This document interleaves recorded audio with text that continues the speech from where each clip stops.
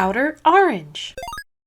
Good day! I have Vanya here with me today. Anyway, guys, we got a lot to talk about, so let's go ahead and go over LEVIDRAS, as this is by far one of the strongest decks going to set 5. Not the strongest, but one of the strongest. Let's go ahead and talk about it, as it's actually an insanely fun deck to talk about. I'm here to talk about it here with you. Let's go ahead and get started. Alright, fam, welcome to LEVIDRAS. This is actually my personal deck build. I created this list for using JP deck log, so here it is. Anyway, this is the new LEVIDRAS. You'll notice that we're running the new guy. Probably the second, maybe the third strongest deck going into set 5. It's actually insanely good. It's got a lot of random tools. It's extremely pilot driven. I've mentioned this a lot. I am still in testing grounds with this deck because there's just so many little things that you learn every time you play this deck. That's what I like about it. It's also Stoicheia, and you guys know how much I like Stoicheia. It used to be this guy. We're saying screw this guy, I'm playing a new guy, because new guy copies old guy's effects. New guy, let me just open this up for y'all so we can kind of look through it together. New guy basically says he has the same name, and he also gets plus 5k power for every LEVIDRAS faded of the infinite in your soul. He also gets bigger as the game goes, but his Vanguard skill, which is also very good, you basically get to counterblast or put a card from into soul, which is Vanguard's to place one infinity marker on each, and if you place a grade 3 LEVIDRAS into soul for this cost, you can choose 3 instead of 2. That's really powerful, as it makes the deck so much faster. This guy also gains the divine effects of the old one, which means you can also divine on this guy as well. It also has the additional effect of, like, whenever any of your units or your opponent's units attacks or boosts with the 10k power, infinite stacks, you can on your side give the extra power or minus the power, or you can remove a marker on your opponent's side and draw a card. So it's very important because the removal is very important, since you're denying your opponent like power, and then also your side minusing is very important too, because you can play the denial game. It's kind of weird. I'm still kind of figuring out myself, but you can basically deny your opponent resources by swinging under, which can be very impactful depending on the deck that you're facing. Basically, if there are decks where you want to hold a turn because eventually you'll have a huge scale buff, you can kind of do that. If you want to deny your opponent counterblast, it can be in your favor. You just have to know how to play into it. It can be cautious. It does force you to go a little bit at a time. So anyway, that's basically the main guy. The ride line hasn't changed, but it's also just really insane. This guy just basically says ride for free, and then this guy says check top 5 when you ride on LEVIDRAS for Energy Blast 3. Grab any card from there and add it to hand. That's a great 3OS. That means basically any order and any persona, anything you need, a piece you're missing, this grabs it for you. This rise line is actually like really disgustingly cracked. The only downside is you don't really have much draw early. You're kind of relying on this ride line to keep yourself alive, because you're getting 2 cards to your hand, and the discard's not as painful. Let's talk about the main core of the deck. So obviously we want the persona, which is definitely this guy right here. You want to have access to these personas, super important in this deck.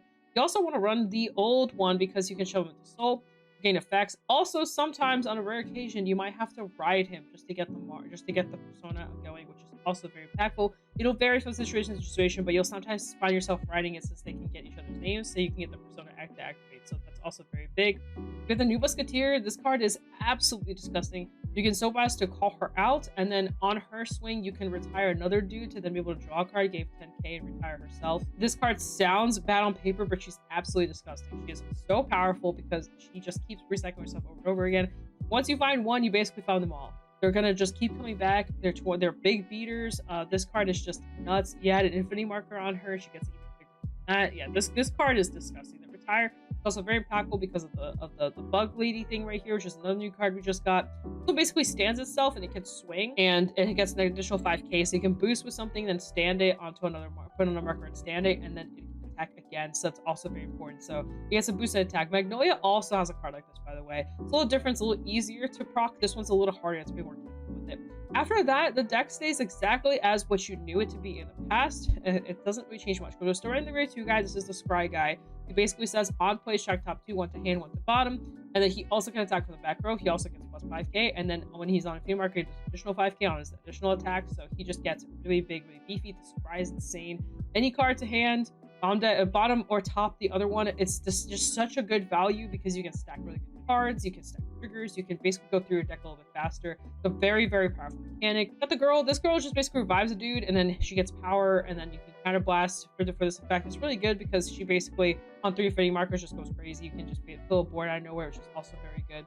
Got the new we got the cycler. This cycler lets you basically look at the top card, you can discard it, and you can also revive a dude or play an order or get an order back to him, which is also important depending on the situation. This is mainly here just to kind of dig a little bit faster the turn before, so she's just really good of a card. I'm still 50-50 on her. I feel like she's not as important as it may seem like it. I do like her, but the counterblast can be a little costly sometimes. The deck doesn't run as many orders now. That I feel like this card doesn't come up as much as it does with like old LEVIDRAS stuff. But you do want to find cards. Yeah, we have the fairy guy. This is just a fairy that, well, you've been running, you know, for the extra power, extra boost, and then you can also let something attack with a counterblast and it gets 10k. Very, very important card. You want to find this as fast as possible. All the rest of the cards. You'll notice all the cards that I showed you guys, all the normal units, you really want to find them. This deck definitely has a little bit of an issue where, like, if you don't find certain cards, you're kind of struggling. There is room or thought to run like a Mythiarch just to kind of find cards a little bit faster, because you will find yourself in some situations where, like, oh man, like, I don't have anything. It does happen. Sometimes you just draw your triggers and you're like, okay, well, now what do I do? Or you have one piece, but you need other pieces. It does come up. After that, everything's just triggers. You'll notice there's no more draws. This deck used to kind of have to run draws. Now you can go full fronts. It is so risky, but the issue is why you're running fronts is because this deck can deck out. And sometimes if you're going for the slow game, you don't want to deck yourself out because you will deck out. So you have to run fronts now, because this deck, it can live for a very, very long time. Like, once there's a certain range it hits where it kind of stops dying and starts living. Early on, it's a little bit more scary. It's a little bit easier to die, especially in the second. But going first, and then if you also are, you know, dropping those infinity markers left and right, you will notice yourself just like really living pretty far. To the point where you're decking out, especially since the most pure draws. LEVIDRAS' infinite markers on your opponent's side can draw you cards, so you'll find yourself in a little bit of a bubble. After that, we got crits and heals. KOT is still really good. It's just a really good OT. There's room or thought to maybe run some other ones. I run the Regulus piece. There's an article. I don't remember the name of the person. Japanese person. He made an article about LEVIDRAS general and kind of the denial. He talks about the denial in there. He talks about a lot of stuff in there. It's a paid article, so you do have to pay money for it. It's in Japanese, but you can translate it. It's a little hard to read, like, from a translated perspective, but it gives it just enough to where it makes sense. But he goes over the Transphere in there, and basically talks about how, like, you really need to be cautious of the trigger, like the super trigger, and you have enough soul to where you can kind of proc this. He was basically explaining that a lot of the times where he would lose was because of the over trigger, and it was mainly that kind of messed him up. So he started running this to kind of help him out in those tough situations. It is also 25k shield, and you know, it can be useful. That's basically the deck. This deck has a very interesting, like, you basically would just play with board all the time. You basically just want a musketeer, one of these guys, and any other power inducer or restander on the board at all times that you're not denying. And if you are denying, you basically just don't want to call too much, and then you basically scale off of the affinity markers. Your board will get huge because it's 50k to the board. Your opponent's board is also going to be going down on token on the minusing, right? So, and you get to draw off of it. So you can kind of slow your opponent down and win off of it. So it's a very interesting mechanic. It has kind of like that Yatsuba and prison mindset into it. It does, like I said, I'm still something I'm figuring out. I'm not really the kind of person that likes to play the slow game. All those before, I prefer to close out. That's why I was a flag break player. I would just sit there and close out games really fast. This deck can go not that route, to go a different route. Now, something I will say from personal experience playing into Stride decks, especially into decks like Blue White and Night Rose, there has been situations where I would just choke them out at, like, say 3-4 damage, not give them any more damage, and try to win off of that. And lo and behold, I did win those games, especially if they didn't have the counter chargers. So it does come up sometimes. You'd be surprised. You choke out your opponent, they have nothing to do. A lot of strides require counter blast, and then suddenly you just win the game off of it. So as from personal experience, it does come up. Depends on the matchup, of course.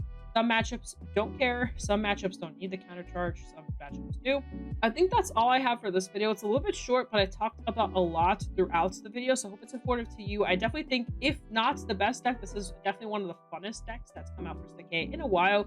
I think Leonor and a couple other ones are fun, but in terms of like pure Stoicheia toolbox aesthetics, I think this one has definitely been the most interesting in the last recent times. We've had a lot of Zorga, but it's all been Zorga, right? We haven't had a good toolbox deck in a while. I think this is definitely like sort of like a toolbox deck, or not really a toolbox deck, but it has like a very different mechanic from like a regular deck, but it also can revive cards and kind of go down that path too. I think it's a really fun deck. I think it's really great.